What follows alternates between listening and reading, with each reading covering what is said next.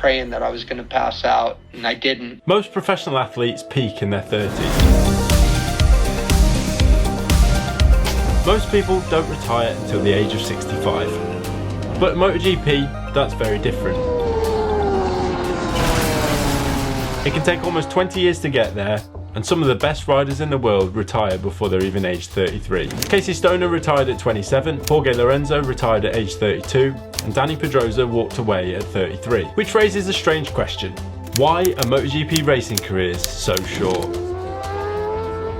To understand that, we need to think about a few things. What it takes to get to MotoGP, the reasons that people retire, the reality of a season in MotoGP, the difference between MotoGP and F1, and the hidden reason people's careers end. Although I never raced in MotoGP, I have spent my entire life in this sport, and I did actually retire at age 28 from motorcycle racing. And the real reasons that people retire are much harsher than you might think. So how do you get to MotoGP in the first place? Well, that takes a huge investment from your family. Aged between 3 and 5 years old, a set of parents have to already envisage their child making it to MotoGP. At that age, they need to be riding bicycles or motorbikes and attending practice events around the world. After years of practice, you might then eventually make it to your national series, wherever that is in the world. It could be America, Asia or Europe. And in modern times, if you're extremely lucky, you then make it to the Junior GP Championship. Alongside that is also the Red Bull Rookie Series, which is the equivalent of X Factor for motorbikes. If you're good enough, you get picked and you get your chance to show yourself on the world stage. The best of the Red Bull Rookie Series and the Junior GP Series eventually make it to Moto3. If you advance through that, you get to Moto2 and finally MotoGP between 15 and 20 years later. Thousands of kids around the world chase that dream of making it to MotoGP. But every year there's only 22 seats on the grid. But reaching MotoGP is only the beginning, because most riders don't manage to stay there very long at all. There's the obvious reasons that people retire. It might be through injury, through their age, through losing a contract or sponsors, or it might just be a drop in their performance. Casey Stoner won 2 world championships, one for Honda and one for Ducati. He was one of the most spectacular riders on the grid. He won 45 races across 7 seasons, but he retired due to chronic fatigue and burnout. Then there was Jorge Lorenzo. He retired through injury. He was 3-time MotoGP champion across 12 seasons, but unfortunately he suffered a back injury at a test during the season. He was quoted as saying, "The truth is, from that moment, the hill became so high for me that I wasn't able to find the motivation to keep trying to climb this mountain." Dani Pedrosa was also said to have lost motivation. He was one of the most successful racers in MotoGP ever, and won a race in every season that he competed in. Across 13 seasons, he had 31 wins. But unfortunately, he had a ridiculous amount of injuries. It seemed like in his career, every time he hit the floor, he broke a collarbone or a wrist. And he also said that eventually he struggled to find the motivation to keep coming back. But I wanted to talk to a MotoGP rider firsthand. There's no one better for that than a good friend, John Hopkins. He, like many athletes in this sport, faced the extreme highs and lows of having great success in MotoGP and the unbelievable journey from such a young age it takes to get there. I mean, I grew up racing motocross, so like I broke both my legs before I was 7, 8. Like by 8 years old, I'd already broke both my legs. And what would you say your worst injuries in MotoGP you raced through were? I broke my femur and dislocated my hip, like popped it out at Assen. That was like by far my worst injury, because it kind of shattered my pelvis, snapped that, broke my femur. I don't know why I still have ingrained in my mind from being a child watching you was your high side at Sachsenring out of turn 2 where you went down the hill. It's like it just went on forever. It's like the ground dropped away from you. It looked no, it just flipped. And the worst part about that one is I had already crashed. Like, I'd already crashed on the Friday, broke my ankle and fractured 3 ribs on the Friday. So I sat out most of Saturday. I just went out on Saturday afternoon just to put myself on the grid. And it was literally the first and only time that I ever did this. But one of the big things back then were cortisone injections, where you could get cortisone injections to numb entirely the body part that was broken and hanging off. And so I had done that. Problem was it was my shift foot. And so Sunday, felt great. I was riding. I was like, all right, adrenaline did a good job always for me anyways. Like as soon as I hit a race situation, I mean, I probably didn't even need the cortisone shot because I kind of feel very little pain when the adrenaline was hitting anyways. But yeah, I couldn't feel my leg whatsoever. And I was going around turn 2 there at Sachsenring, which is like completely like off the limiter in second gear there, second gear. And problem was my foot not feeling it. I hit the shifter at maximum lean angle, maximum RPM. So it just and I remember flipping through the air, and I was almost praying to pass out, because knowing that I'd already had the 3 broken ribs. I mean, my ribs were the most painful part of that whole thing, and knowing that they were already broken, it was literally, I don't know, whatever, a second in the air, maybe, like flipping, which, feels like an eternity when you're actually flipping. But I remember all these things going through my mind, thinking like, I was going to land and one of the jagged ribs was going to puncture my lungs. And I remember thinking all of that while flipping through the air and just praying that I was going to pass out. And I didn't. And when I landed, it just knocked all air out of me. So you can see I'm like sliding with my arm completely stiff because I have no air, like zero. It just knocked all air out of me. But yeah. When I retired from racing in 2021, I went on to manage a team in 2022 and 2023 in the Moto3 class. Each season I did between 50 and 60 flights, as the Moto3 Championship tracks around the world with the MotoGP class. In the 2 seasons that I did, there was 20 plus races per season, and I racked up between 50 and 60 flights a year. And I can tell you from a personal experience how hard that was. I'm currently 33 hours into travelling. I'm in Los Angeles now. I've got to wait another 4 hours here and then fly to Las Vegas. I'm not complaining because we go to Las Vegas and I'm really excited. But my goodness me, it's been a long day. Now, I'm not complaining about my time across the 2 seasons because it was an absolutely amazing adventure. But what I will say on a personal note is how difficult it is. Even when you're not riding a bike, you're constantly in a different time zone, a different hire car, a different hotel, different bed, different foods, different cultures, different people, and it's incredibly taxing on your body throughout the season. I verified this across a few different people, but on average when I'm at home I get roughly between 7 and 8 hours sleep. But when I check my phone and other people's phones, our average sleep actually went from 7 or 8 hours all the way down to 3 to 4 hours in the flyaway races. And to make matters worse, this has been my 70-second flight because I've got an app that tracks it in the last year and a day. And that's without even touching a motorbike. Added to that, MotoGP riders have actually got to ride the bike, they've got to train in between these races, they've got extra testing, they've got media commitments and everything else that comes with being a MotoGP racer. MotoGP is such a high pressure, high intense situation, taking out the physical aspect of it entirely, just the mental aspect of it. We actually spent far more time on the bike previously than what even the riders do now, when we were only doing 16 races a year.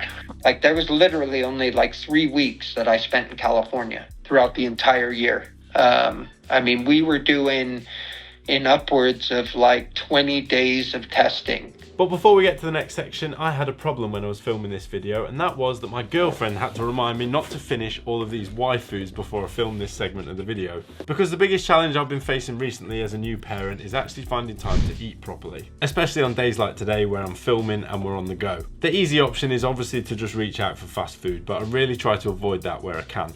So this is where YFood has been really useful. It's basically a ready to drink meal. It's got up to 30 grams of protein along with lots of essential vitamins and minerals. And it actually keeps you full for 3 to 5 hours. But the main thing is it actually tastes so good. So I'm going to put that to the test today and give one of these to my dad to see which one he would choose and see what he thinks. I'm going, I'm gonna go Fruity Peach. Fruity Peach, alright. New customers can get 20% off with code TMAC-NEW and regular customers can get 10% off with TMAC-YOUTUBE. Well, that was the right choice. Good, isn't it? Good choice. Every ounce of time that they're spent doing these 22 rounds plus now, we were on the bike testing all day, every day. In places like Malaysia where we do like 5 consecutive day tests. I imagine some people will say, oh, it sounds like a test, it just sounds like a track day.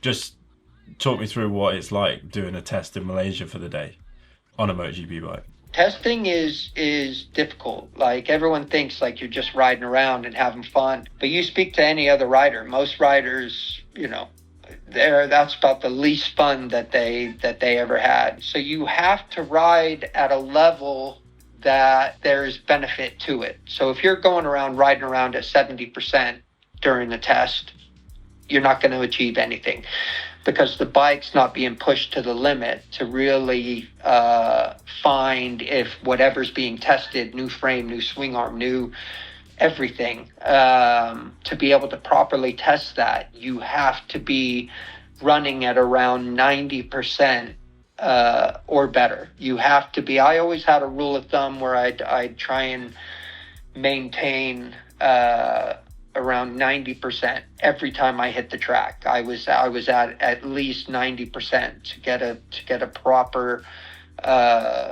feel for the bike and what it was doing, and so not only are you riding around at 90 to 100% all day, but you're basically doing 100 laps in a place like Malaysia where it's like nearly 40 degrees, 100% humidity, and you're just circling, and you're doing 10 lap runs. You never want to do any less than 6 to 10 lap runs. So it is also mentally draining, because you're trying to feel every aspect. All right, what is this doing better? What is this part doing better? What can it do? What is there any benefit to it? If sometimes you go out and something's just shit, like it just doesn't feel great, but then you're still trying to go, okay, what if is there any better part of it in exit or entry or apex? But yeah, at the final day is when you're expected to actually do your race runs, which is literally going out and just hammering for an hour straight. Which, yeah, it's a lot harder than it sounds. It's not your average track day, just going out and having fun with your mates. Riders are rarely actually healthy. They've always got an injury, whether it's from racing, training, or something in between. And normally, they're not just little injuries. MotoGP racers ride through injuries that would sideline other people from any other sport. And then you have Marc Marquez. He's on course to be one of the most, if not the most successful MotoGP racer ever. He's won 73 races and 7 MotoGP championships, and he's in his 14th season. But it's not been an easy road. Famously, he suffered from double vision in his eye after suffering numerous head injuries through his career. And more recently, he's destroyed his arm so badly that he had to have surgery to re-break it and effectively put it back on the way it was supposed to be. But if that wasn't enough, last season he came back to dominate the season and win another MotoGP championship. And these are the reasons that everyone talks about, but the real reasons are hidden within a MotoGP season. But if motorsport is so brutal, then how come a Formula 1 driver can sometimes race for nearly twice as long? In Formula 1, the drivers regularly race into their 40s. There's currently 5 drivers in there that are aged over 36, whereas the oldest rider in MotoGP is currently only 35. Alonso is 43, Schumacher raced until he was 43, and Lewis Hamilton is currently racing at age 41, making him 6 years older than the oldest MotoGP racer right now. But why is there such a difference? MotoGP has 22 rounds, and 8 of those are the flyaway races that are far outside of Europe. Formula 1 has 24 rounds, and 15 of those are flyaway races. So it's not that. It's important to note there is one exception to the rule, and that is Valentino Rossi, who raced until the age of 42.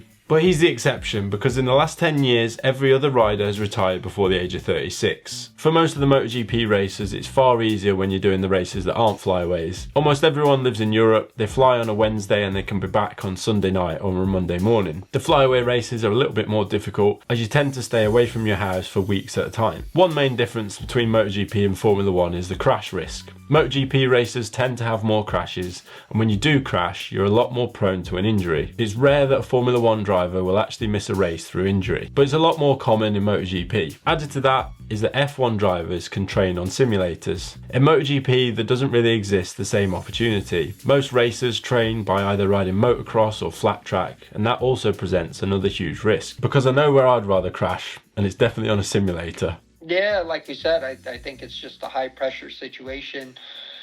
The travel, the being away from home, but then there's the physical aspect, riding injured, having injuries, the confidence factor. Some riders are able to come back and immediately get back to it. Other riders take a lot to get back up to speed. And in some cases, some that have, one of their first or big injuries never make it back. So, I mean, there's so much to it.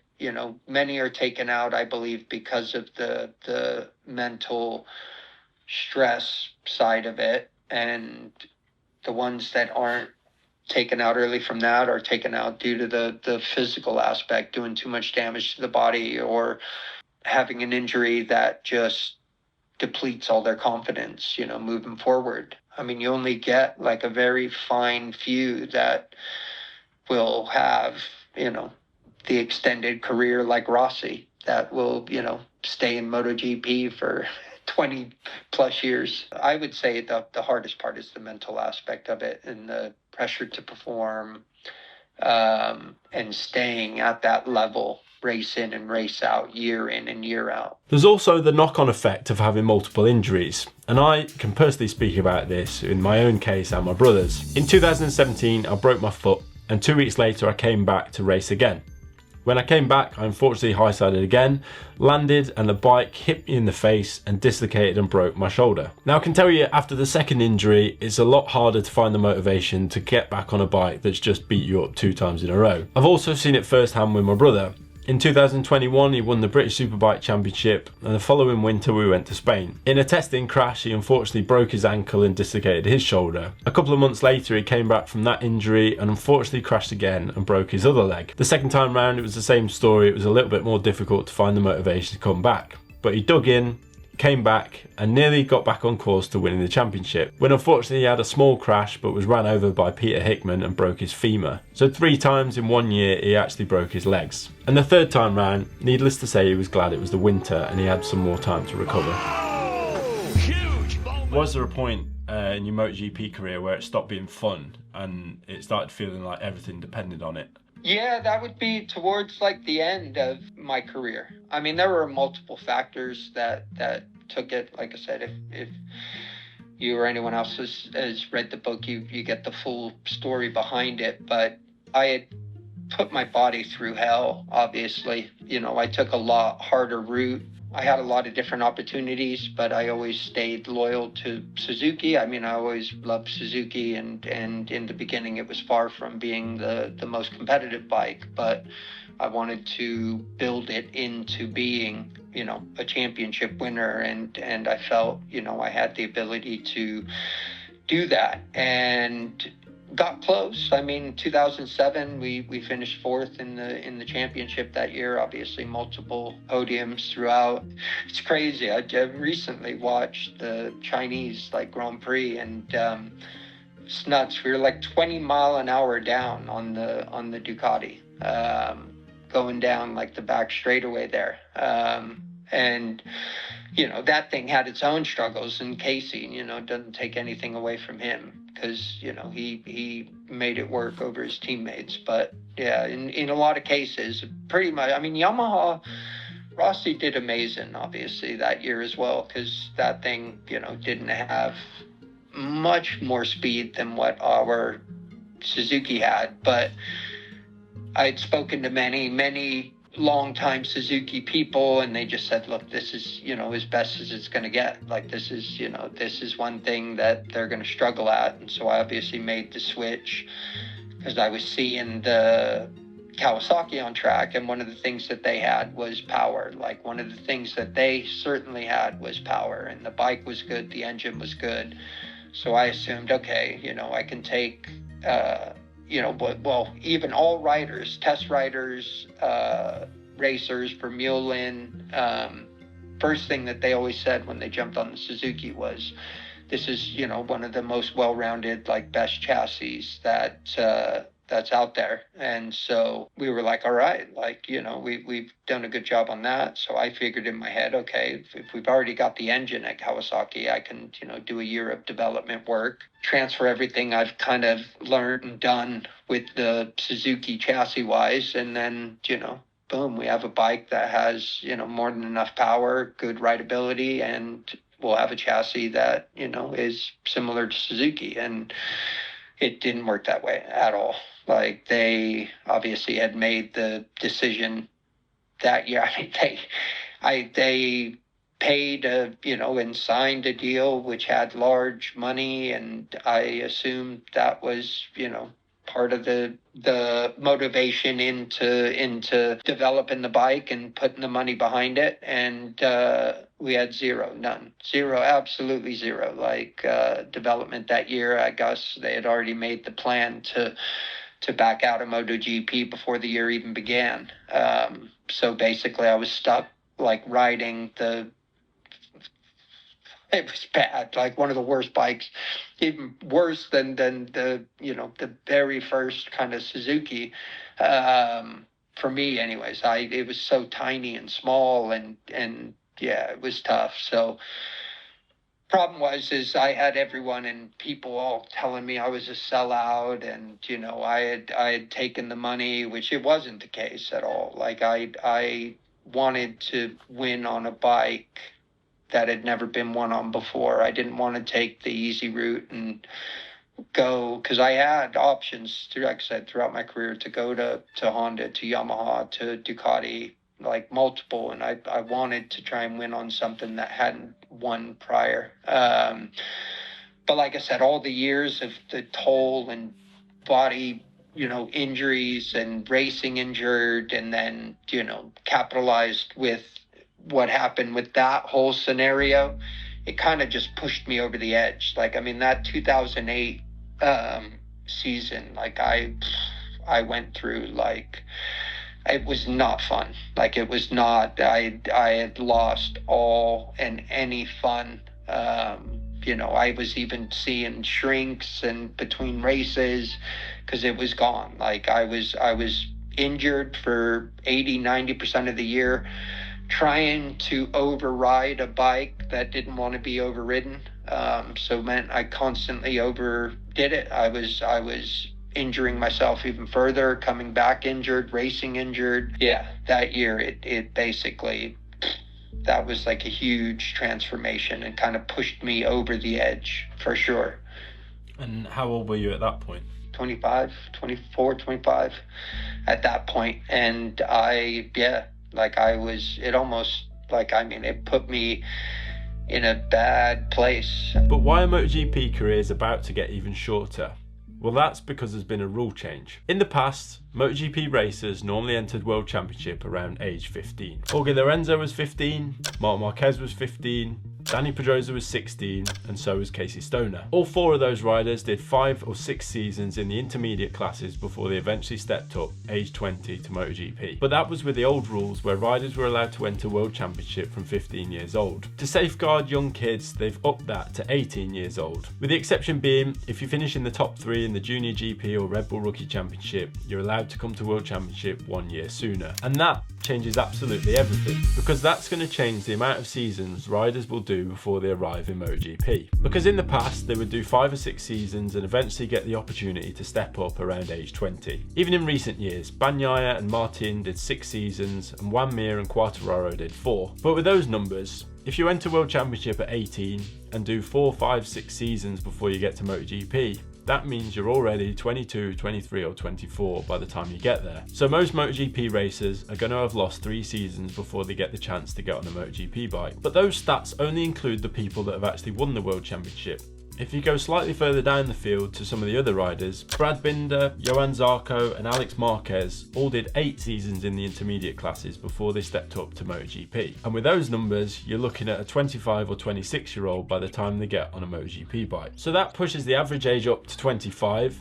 Undoubtedly there's going to be more flyaway races. With the takeover from Liberty Media, I'm sure they're going to look to push the championship into different markets. The flyaway races are a bigger toll on your body and more difficult to get through. We've also increased the amount of races that MotoGP racers do in a season. In the past there was only 1 race a weekend and now there's 2. But that's actually birthing a new wave of riders. If you look at Pedro Acosta, he actually arrived in World Championship age 17. He did 1 season in Moto3 where he won the championship, he then stepped up to Moto2 and in his second year he won the Moto2 World Championship. So after 3 seasons in the intermediate classes, he already jumped up to the MotoGP class. And he's not the only one to step up at this age. There's also Fermin Aldeguer and Raul Fernandez have also been quite young in recent years in moving to the MotoGP class. And my point is, on the surface, you would imagine that because the riders are all going to be stepping up later, then their MotoGP careers would last longer and they just stay in the class longer. But I don't think that's going to be the case. In my mind, racing in Moto3 and Moto2 around the world is just as taxing on your body as racing in MotoGP. They race on the same tracks, in the same countries, in the same conditions. They have similar injuries and the same crashes. And it's not to say that Moto3 and Moto2 are a walk in the park before you get to MotoGP. They're just as difficult, and a rider when he gets to 32 and 33 years old is going to be just as burnt out as one that started 3 years later. So with all that taken into consideration, I'm pretty sure that you're going to see riders with either less experience in the intermediate classes or less years on a MotoGP bike in the end. But there's one reason I think careers really end that no one really talks about, and that's because things change when you get older. When you're younger and you're racing motorbikes, all you can think about is the next practice session or the next race. Doesn't matter how many injuries you've got or how many races are coming up, it's all very exciting and new. You've also got no commitments in life. You've got no one relying on you, you've got no fear, and you also bounce really well when you're younger and crashes don't hurt as much. When I was doing my research for the video, I was seeing more and more riders saying the same thing, and that was that they lacked motivation by the time they got to their 30s to race in MotoGP. But what does that mean? Because motivation doesn't mean just waking up and going to the gym in the morning. It's a whole host of things. It's the fear of another crash, it's the fear of another injury, and the physical damage you take once you pass 25 is completely different to that when you take it at 18. I can't feel a single crash from when I was 18, but I can feel every single one from when I was 25 onwards. Every morning when I walk down the stairs, I feel the knee pain and my MCL tear in my ligament. Whenever I pick my son up in the morning, my shoulder and back aches, and my injuries were nothing in comparison to what most people go through. I'd say I was relatively lucky in my career. I did have some crashes and I did have some injuries, but I don't think by any means they were the worst ones on the grid. I can only begin to imagine what Marc Marquez feels like when he wakes up in the morning. He's had some of the biggest crashes on the planet, he's had more injuries and more things go wrong with him, and more operations to put himself back together. And as you get older, you also have the pressure of the new generation coming through. It's far easier when you're the underdog on the way up than it is being the champion on top. With the next generation are faster, more motivated, they've got more skills because they've been able to see what you were doing for 10 years and practice things even harder. You only have to look at Pedrosa, Rossi, Stoner and Lorenzo. They were then surpassed by Marc Marquez, who was losing the front and saving it on his elbow. If you look in Moto3 now, you see lots of kids losing the front and saving it on their elbow. And I'm sure in years to come, it'll only be the same for Pedro Acosta, looking at the next generation coming through. See, motorcycle careers don't normally end just in one moment. They end slowly, crash by crash, injury by injury, until one day the risk stops making sense for you. For most riders, the dream they chase for their whole life ends far sooner than they expected. But what makes motorcycle racing one of the hardest sports on planet Earth is also what makes it so good. Do you enjoy your life more since you've stopped racing, or did you enjoy it more in MotoGP? I enjoy it the same. It's different. Like, I've lived multiple lives. Like, I love the life that I lived while in MotoGP. Rockstar, traveling the world, and you know, you have the money to back it. And so, yeah, I mean, I always enjoyed that side of it. And I, you know, obviously read the book. I definitely enjoyed myself. And now, obviously, you know, outside of racing, I enjoy riding more. Like, I enjoy riding more. Like, now, even though my body's beaten up and feel like I'm 80 physically, literally, but I enjoy riding more. There's no pressure. I can just go out and have fun. But yeah, and now I'm a, you know, business owner, and obviously worked on the executive side of a race team for, you know, 5-6 years there. It's different, but enjoying myself is always it's never been a problem, apart from those 2-3 like really difficult years of my life towards the end of my MotoGP career. That was a good answer, John. I like that. Thanks for watching, and I'll see you in the next one.